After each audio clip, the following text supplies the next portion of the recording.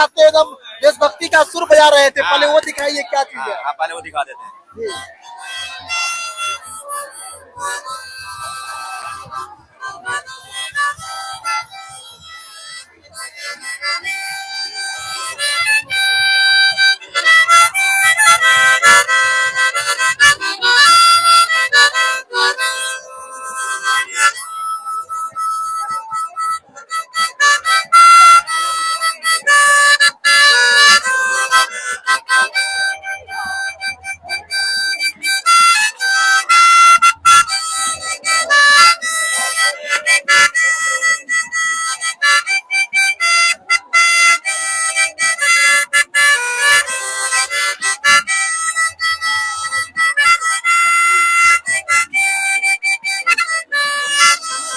अरे भाई तिरंगा वाला पीछे आ जाती है।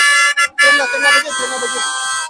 तिरंगा के साथ ये जय हिंद। जी जय हिंद मैं आपको करता हूँ कि बहुत बढ़िया बजा रहे थे। देशभक्ता का एकदम आपने भिगो दिया उस रंग में, उस है धुन में। प्रीत जहाँ की रीत सदा मैं गीत वहाँ के गाता हूँ। भारत का रहने वाला हूँ, भारत की बात सुनाता हूँ। अरे बेटा आ जाओ एक झंडा वाला जरा। जीते हो किसी ने देश तो क्या, हमने तो दिलों को जीता है।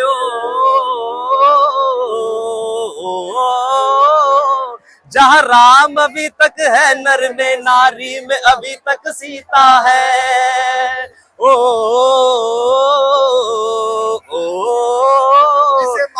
जितने पावन है लोग यहाँ, इतने पावन है लोग यहाँ। मैं नित नित शीश झुकाता हूँ। भारत का रहने वाला हूँ, भारत की बात सुनाता हूँ। है प्रीत जहाँ की रीत सदा। वंदे मातरम। धर्मेंद्र प्रधान इस्तीफा दो।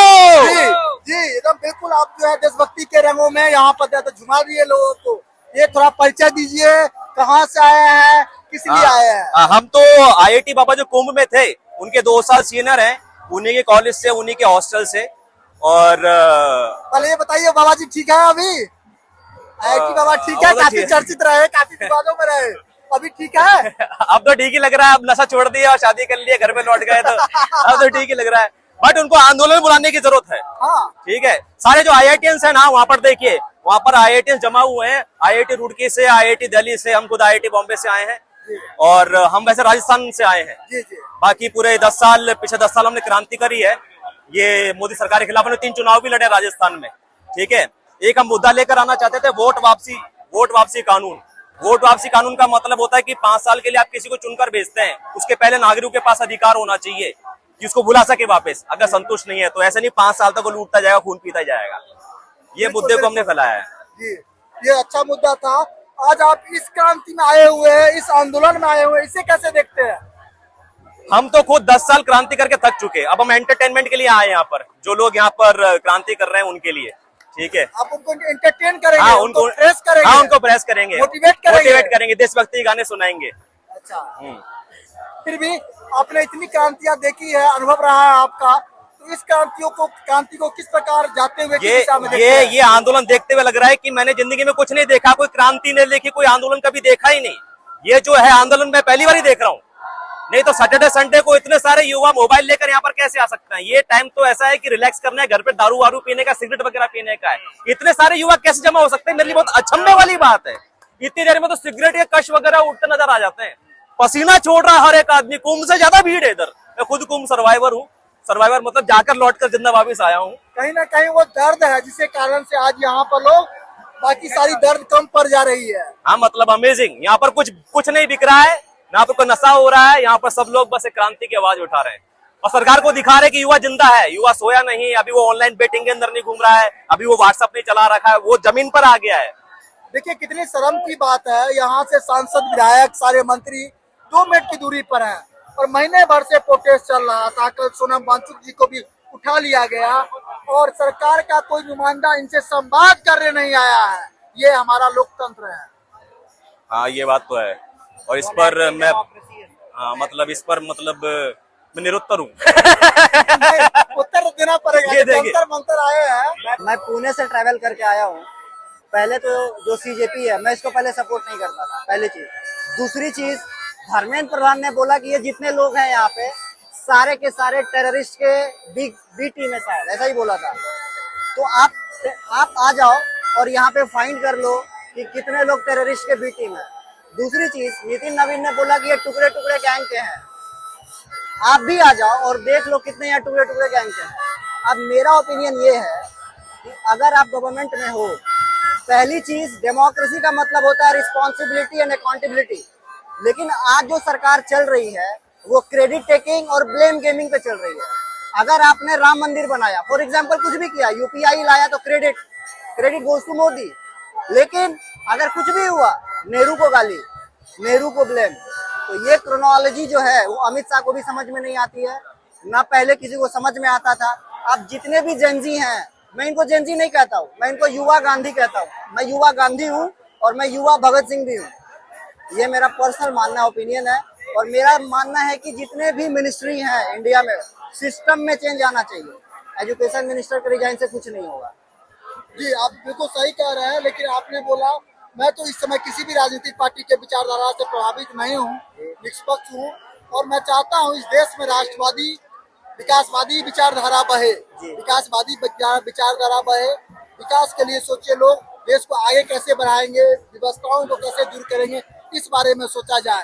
इन दोनों सरकार ने, जिसने आपने नाम लिया, गांधी हो चाहे अभी ये बारी बारी से टोपी पहनाया है, बारी बारी टोपी पहनाया। इन्होंने पहनाया हो चाहे इनके पूर्वजों ने पहनाया हो, ठीक है, लेकिन डीएनए चेंज नहीं होता है, याद रखिएगा। ठीक है, डीएनए चेंज नहीं होता है। अगर गांधी ने गलत किया, नेहरू ने गलत किया, तो नेहरू तो भी नहीं है, मनमोहन सिंह जी तो नहीं है। नहीं है। सवाल सरकार से पूछा जाता है। ये बात में सहमत हूँ। सवाल सरकार से पूछा जाता है। ऑन स्पॉट पूछिए, ऑन स्पॉट पूछिए। अब कोई बीड़ी पी रहा है, उससे क्या मतलब है? क्या मतलब है? है? वो उसकी पर्सनल बैड हैबिट है। बस अगर वो बीड़ी पी रहा है, बैठ करके सामने बियर पी रहा है, हाँ। उससे क्या मतलब है? उसको पब्लिकली एक्सपोज करने का क्या मतलब है? जनता को गुमराह करके उसके नजर में एक दूसरे का छवि खराब करना, उसके प्रति भ्रमित करना। करेक्ट है। देखिए, आपको मैं एक बात बताता हूँ। राहुल गांधी को बिना मतलब के पप्पू घोषित कर दिया। मैं भी राहुल गांधी को पप्पू मानता हूं। आलू कह के पप्पू कर दिया, नहीं, ये बात मानता हूँ। आज देखिए, आज काफी हद तक वो जो है मोदी जी से लड़ के काफी मैच्योर हो चुके हैं। ये बातें मानता हूँ। पहले वाले पप्पू नहीं रह गए, पहले पप्पू थे, लेकिन अब पप्पू में थोड़ा सा जो है ना भाई, आ गया। आप उनको डिबेट कर, पप्पू का मतलब अगर मैं आपको कहता हूँ कि आप गलत हो, तो गलत का आके डिबेट कर लो ना। डेमोक्रेसी आके डिबेट कर लो, डिस्कशन कर लो, जनता को फैसला करने दो ना। लेकिन स्ट्रगल ने उनको सिखा दिया। स्ट्रगल, अरे भाई आप देखो, मैं आ रहा था जब, तो मेरे से प्लेन में किसी ने पूछा, मतलब ऑर्थोडॉक्स बीजेपी सपोर्टर, उसने कहा मोदी के टक्कर में कौन है, मोदी ये है वो है। मैंने बोला एक बात बताओ, चाय बेचने वाले के बेटा को मौका दे सकते हो? जो देश के लिए शहीद हुआ, एक शहीद के बेटा को मौका नहीं दे सकते? शहीद है ना, राजीव गांधी जी शहीद हैं, तो शहीद के पुत्र है ना राहुल गांधी जी, उनको मौका क्यों नहीं मिल सकता है? जी बिल्कुल बिल्कुल, सेना के लिए शहीद होता है, उसको दर्जा मिलता है, ठीक है। चलिए, जैसे आपने बात करी बैकग्राउंड को, उसी को नहीं देखना चाहिए, प्रेजेंट को देखना चाहिए। जो भी हो सर, प्रेजेंट को देखना चाहिए। सुनिए, प्रेजेंट में वो बंदा कैसा है, क्या उसकी स्थिति है, क्या उसकी मनोस्थिति है, इसी को देखना चाहिए। बहुत अच्छे से। इस समय काफी हद तक जो राहुल गांधी, मैं बोलता हूँ, लड़ के मोदी जी से लड़ के काफी मैच्योर हो गए हैं। जो उन्होंने धरातल स्तर पर संघर्ष किया है, और एक क्वालिटी तो उनकी है, लगती है मुझे, बाकी तो क्वालिटी मैं नहीं कहूंगा, एक क्वालिटी लगती है, जितना उनको आलू अंडे कहा गया ना, दूसरा लोग सुसाइड कर लेता। करेक्ट। सुसाइड कर लेता। एक सेकंड, अगर आपको दुनिया में पूछा जाए सबसे हार्ड क्या चीज है, तो पायलट बनना बहुत टफ है, बहुत एक्स्ट्राऑर्डिनरी क्वालिटी चाहिए, उसमें वो सर्टिफाइड है। स्विमिंग, माइकल फेल्प्स दुनिया के नंबर 1 वो स्विमर है, if I am not wrong, correct? ये सब जानकारी थोड़ी पता है दुनिया को। एक सेकंड सर, दुनिया को पता है किसी नहीं को? है, लेकिन राहुल गांधी जो सर्टिफाइड स्विमर।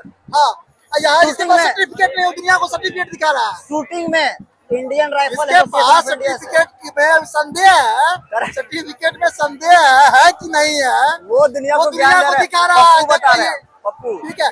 जिसके पास आप सर्टिफिकेट की बात कर रहे हैं, उसको संसार जान ही नहीं रहा। यही तो हमारी व्यवस्था है। आएगा चेंज, आएगा sir. we are the change and we will bring the change and that is final। हम लाएंगे चेंज, कोशिश तो कर सकते हैं ना जी, कोशिश तो करेंगे। इसमें मैं यही कहता हूँ कि युवा अगर धर्म की राजनीति, बाकी चीजों की राजनीति हट करके विकास की राजनीति की बात करें, राष्ट्रवादी नीति अगर भारत अपनाए, तो बहुत सबका भला हो। मैं अभी अभी इस्तांबुल गया हुआ था, टर्की। तो वहाँ पे भी कुछ लोग थे। तो वहाँ पे कट्टर बीजेपी सपोर्टर 4-5 मुझे मिले। उन्होंने इतनी वाहियात बातें बोली, मैं बोल भी नहीं सकता ऑन द कैमरा। वो लोग कट्टर बीजेपी जीवन कोई नहीं, अभी आज हम बात करेंगे सिर्फ इस प्रोटेस्ट की। तो कल प्रोटेस्ट में 20 तारीख को जा रहे हैं आप? बिल्कुल आ रहे हैं, मैं आ रहा हूँ प्रोटेस्ट में। खुद भी एक इन्फ्लुएंसर हूँ। मैं आऊंगा कल प्रोटेस्ट में और बैनर लेके आऊंगा, अकाउंटेबिलिटी मांगूंगा। तो अगर मान लीजिए कल सरकार अगर इस्तीफे नहीं देती है या कोई मतलब बातचीत करने के लिए आगे नहीं आती है, तो अगला विकल्प क्या होगा? अगला विकल्प यही होगा, फिर से प्रोटेस्ट करेंगे। फिर से अब सांसद का घेराव करेंगे, मिनिस्टर के घर का घेराव करेंगे, पीसफुली, वायलेंटली नहीं। This is fine. रुकेंगे नहीं। We are Gen Z, we are power house of energy. हम लोग पावर हाउस ऑफ एनर्जी है। बूढ़े नहीं है, 60 साल के नहीं है। हमारे पास MA की डिग्री नहीं, मैं NIT से पढ़ा हुआ हूँ। मैं CS इंजीनियर हूँ, AI इंजीनियर हूँ, IoT पे काम करता हूँ। तो इतना दिमाग है कि कैसे प्रोटेस्ट को आगे लेके जाना है, आई नो। तो मैं अच्छे से कर लूंगा, मुझे कोई प्रॉब्लम। देखिए, हम लास्ट बात को खत्म करना चाहेंगे। मोदी जी जब सत्ता में आए थे तो बोले थे हमारा देश युवाओं का है, युवाओं के कंधे पर हाथ रख करके ही वो सत्ता में आए। आज उनके राज्य में युवा बेरोजगार, आज उन्हीं के राज्य में शिक्षा बारंबार भ्रष्टाचार हाँ, करेक्ट और है। सब जगह जो है तबाही मच रखी है, सब जगह जो है अस्त व्यस्त हो रखा है। तो ये सोचने पर जरूर विवश करता है। भारत बदलना चाहता है इस नैरेटिव को, और हम भी आपके साथ हैं। धन्यवाद सर। आप मतलब आप देखिए, आप तो इंडिपेंडेंट जर्नलिस्ट हैं शायद। एक भी यहाँ पे दलाल मीडिया में बोलूंगा, दलाल मीडिया में ढूंढ रहा हूँ कि दलाल मीडिया किधर है। मैं हो सकता है मैं उनको इंटरव्यू दे दूं। दलाल मीडिया नहीं आती है, वो आएंगे भी नहीं। दलाल मीडिया नहीं आएगी। चलिए, बेस्ट ऑफ लक। चलिए, जय हिंद, जय भारत। देखा कि NDD टीवी वाले आए थे, कैसे पता किए? बिकॉज जो गोदी मीडिया है ना, वो रियलिटी नहीं दिखाती। अच्छा, वो अंधभक्त कैसे पता कर लेते हैं? कैसे पता कर लेते हैं गोदी मीडिया? गोदी मीडिया क्योंकि रियलिटी नहीं दिखा रही ना, वो ये दिखा रही है कि सोनम वांगचुक सर जो है वॉशरूम में जब गए हैं वो कुछ खा के आ रहे, वो ये नहीं दिखा रहे कि वो भूखे हैं तो उनकी हालत कैसी है। तो ऑब्वियस सी बात है, जो रियलिटी नहीं दिखा रही वो गोदी मीडिया है, क्योंकि उनके मुंह में पैसे ठूसे गए हैं। अगर आप भी वही हुए तो आप भी क्लिप को कट कट करके दिखाओगे, आप रियलिटी नहीं दिखाओगे। चाहे कोई भी बोले, चाहे मैं बोलूं, चाहे ये बोले, चाहे 10 स्टूडेंट आके रियलिटी बोले, आप वो नहीं दिखाओगे अगर आप भी गोदी मीडिया हुए तो। और आप, ये आप पे डिपेंड करता है, आप प्रूफ करोगे आप गोदी मीडिया हो या नहीं हो, क्योंकि आप एडिट करोगे तो आप हो, नहीं हो तो। मैं बिल्कुल आपकी बातों का बुरा नहीं मानता हूँ, लेकिन एक ही बात बीजेपी की बोलता हूँ, सरकार में हर चीज बिक सकती है, तो आप क्यों नहीं बिक सकते? नहीं बिक सकता। क्यों नहीं कुछ बिक लोग सकता ना बताओ? पत्थर पर वो जैसे वो घास जमा देते हैं ना, वैसे ही कुछ लोग हैं। आज हमारे पास कैमरामैन भी नहीं है। अगर पैसा होता है ना तो मैं कैमरामैन लेके चलता, समझ रहे हैं? बात में रहना। जब पैसा आता है, करने का मतलब बीजेपी जमीन। की सरकार में सर वही जिंदाबाद है जिसकी जेब में पैसा आ रहा है। कोई बात नहीं, चाहे वो कैसा भी आ रहा हो। जिसको बिकना है बिके। सब कोई, अगर मैं बिकना ना चाहूँ तो कोई खरीद नहीं सकता। इस बात से एग्री ये करते तो है, हैं? तभी तो सर युवा रोड पे उतरा है, क्योंकि वो बिका नहीं है। अगर अगर युवा मैं भी बिकना बिका ना हुआ होता चाहूँ, तो वक्त की तरह तो क्यों आया? चाहे किसी की जेब में कितने ही पैसे वो भी क्यों ना राम हो, मंदिर के सामने सिर्फ अंधा वक्त उनके राम राम करता है, यहाँ किसी पे के नहीं जेब आता। में कितने ही पैसे क्यों ना हो, मैं अगर बिकना ना चाहूँ तो मुझे कोई खरीदने वाला वो तो है ही नहीं सर, बिल्कुल कोई नहीं खरीद नहीं सकता। सकता। ठीक है, बिल्कुल कोई नहीं खरीद सकता। कोई बात लेकिन नहीं। ये रियलिटी ना, आपकी जब वीडियो आएगी ना, ये हम तब देखेंगे। बिकॉज देखो, अभी मैंने ऑलरेडी जितनी भी वीडियो देखी है ना, सब यही बोलती है, लेकिन बाद में क्लिप सारी एडिट होके आती है। कोई बात सारी की नहीं, सारी। कोई बात नहीं। हमने इतनी मेहनत करी है, कुछ तो विश्वास करो। 100 में 80 बेईमान, फिर भी मेरा सर विश्वास 100 में करके ही 80 मोदी जी बेईमान। को गद्दी दी थी। इन्होंने सबसे बड़ा विश्वासघात किया। विश्वास करके ही मोदी जी को वोट दिया था लोगों ने, मैंने तो नहीं दिया था। मैं बिल्कुल मानता हूँ। मैं तो बोलूंगी मैंने तो नहीं दिया था। मैं उस चाय वाले को, ऑब्वियस सी बात है, एक चाय वाला ये बोलता है कि आप चाय की ठेली लगाओ। उस डॉक्टर से पूछो, उस स्टाफ से पूछो, उस IIT एग्जाम देने वाले से पूछो कि उसने कितनी मेहनत करी होगी। वो चाय वाला बताएगा कि हम ठेली लगाएंगे। सीरियसली, मेरे माँ बाप 10 लाख रुपए लगा रहे, 15 लाख रुपए लगा रहे चाय की ठेली लगाने के लिए। अगर मुझे यही लगाना है तो मैं मोदी जी के घर में पैदा होती, अपने माँ बाप के घर में पैदा नहीं हुई होती।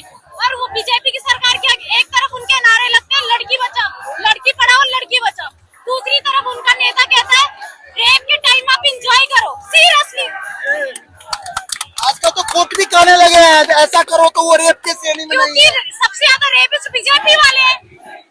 सबसे ज्यादा जो भी रेप कर रहे हैं वो अंधभक्त और बीजेपी वाले हैं सर।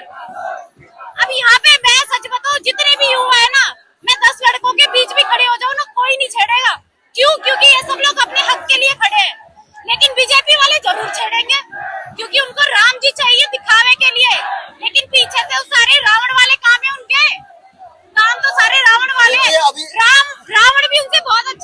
मैं आपसे हाथ जोड़कर निवेदन करता हूँ, इतना सारा बात बोला आपने, मैंने कुछ नहीं बोला, मुझे बुरा भी नहीं लगा, लेकिन धर्म की चीजों को बात ना करें। जानते हैं क्या, कल भी जो है इसी बात पर डिबेट चल रहा था।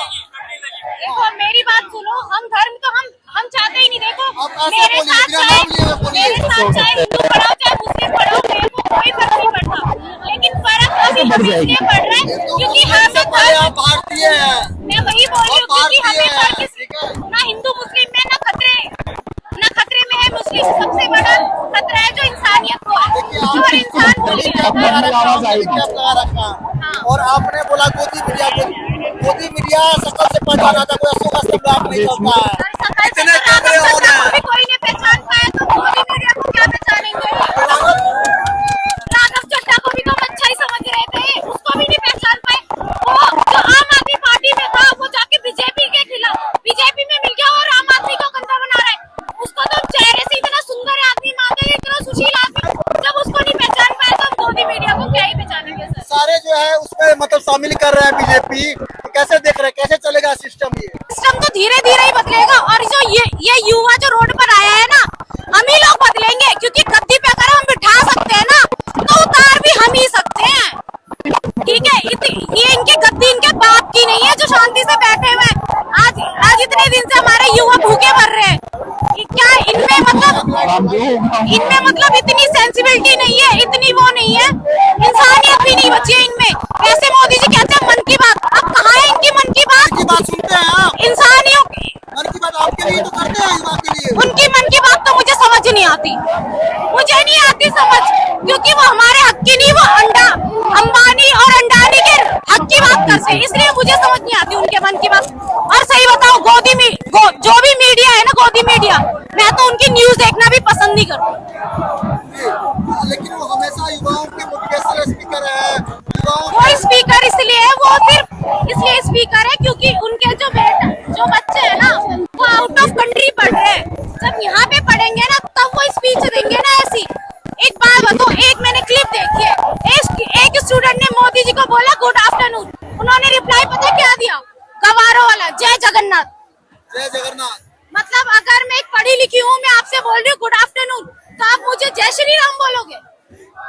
ये तो टेक्नोलॉजी है, ये किसी का नहीं है, ये टेक्नोलॉजी नहीं सर। अगर आपसे कोई पढ़ा लिखा बात कर रहा है तो आप पढ़े लिखो जैसी बात करोगे, गवारों जैसी बात नहीं करोगे। पढ़ा लिखा मानती है। ये तो मोदी जी की देन है, हम तो हिंदू रहना चाहते हैं, वो रहने ही नहीं देना चाह रहे। देखिए थोड़ा सा इस यहाँ पर आप गड़बड़ कर रही हैं, बाकी सारी बात अगर कोई किसी भाषा बोले, भावनाओं को समझना चाहिए, भाषा पर नहीं जाना चाहिए। बिल्कुल सर बिल्कुल, लेकिन एक बात बताइए, आप स्टूडेंट मॉर्निंग भैया, हाँ, तो मैं बोलूंगा जय हिंद भैया बेटी, ठीक है, तो मैं भी जय हिंद में ही रिप्लाई दूंगी sir, good morning good afternoon में नहीं दूंगी, क्योंकि मुझे पता है कि आपको जय हिंद वाले हो, आप गुड मॉर्निंग गुड नाइट वाले नहीं हो।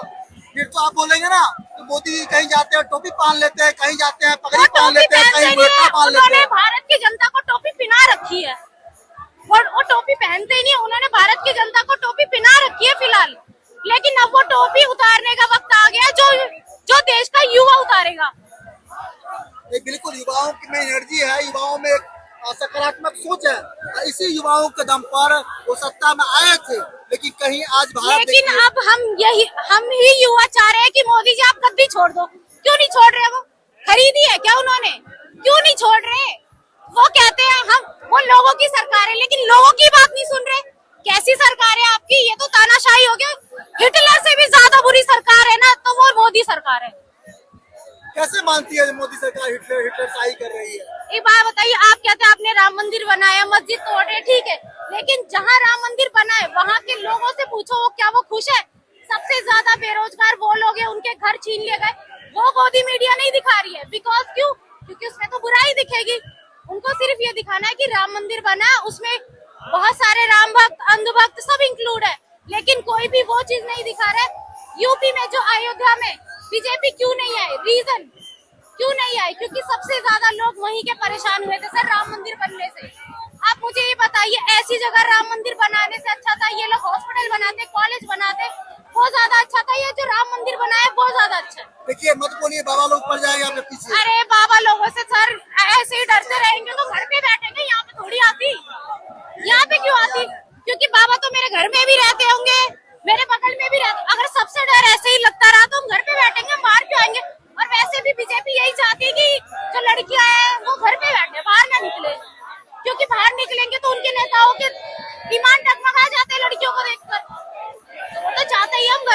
बार चलिए लास्ट क्वेश्चन का जवाब दीजिए।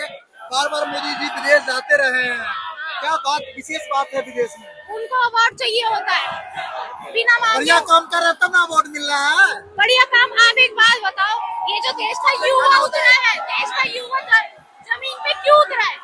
मैं भी एसी में आराम कर सकती हूँ, अगर मुझे कोई प्रॉब्लम नहीं होती मैं एसी में आराम कर रही होती। अगर देश का युवा अगर रोडों पे उतरा है तो इसका मतलब ये नहीं है कि आपने बहुत अच्छा काम किया। आप उन गलियों को देखो जहाँ पे गड्ढा पानी भरा हुआ है, गड्ढे हैं वहाँ पे, लेकिन रीजन क्या बताया जा रहा है कि चूहे रीजन है। लेकिन मेलोडी तो खिला रहे हैं ना। वो तो गोली खिला रहे हैं सर, लव ट्रायंगल बना रहे हैं इंस्टाग्राम पे, यूट्यूब मीडिया पे लव ट्रायंगल बना रहे हैं। उनका अब लव करने का उम्र है, 70 साल का हो गए वो। ये तो उनसे 70 पूछिए साल ना क्रॉस हो गए। सर। अब वो दिल की बात कर रहे हैं, अब वो मन की बात नहीं है, वो दिल की बात कर रहे हैं। अब दिल की बात कर रहे हैं, कभी कभी आपने सुनी है दिल की बात उनकी? उनके दिल की बात सुनेंगे तो युवा जैसे बर्बाद हो चुका है आधा और बर्बाद हो जाएगा। चलिए नाम क्या है आपका? सीमा सर। सीमा सिंह। सीमा, ओनली सीमा। सीमा कहाँ से आती है? सर मैं दिल्ली से हूँ प्रॉपर।